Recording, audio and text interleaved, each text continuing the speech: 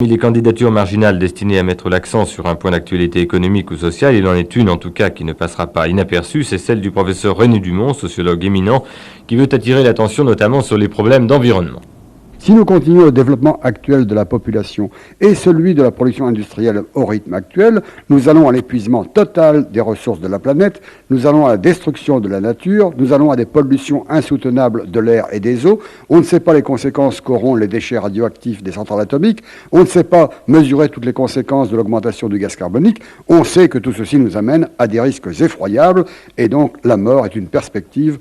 Pour le milieu du siècle prochain, nous dit-on au Club de Rome, eh bien le milieu du siècle prochain, c'est demain. Alors il nous faut faire prendre conscience à l'ensemble de la population que si elle change sa civilisation, un espoir est devant elle. Si elle ne change pas, c'est la mort. Évidemment, jamais nous nous sommes trouvés en présence de la situation actuelle. Par conséquent, jamais nous n'avons à prendre des décisions aussi drastiques, aussi sévères, un changement aussi brutal que le changement actuel. Mais quand nous roulons à 100 km/h dans le brouillard et nous ne savons pas qu'il y a un mur caché derrière ce brouillard, il vaut mieux commencer par freiner la croissance, freiner la population. Ensuite, éclairer avec des phares, chercher à comprendre la situation et rechercher d'autres solutions que celles de l'économie du profit. Elles existent.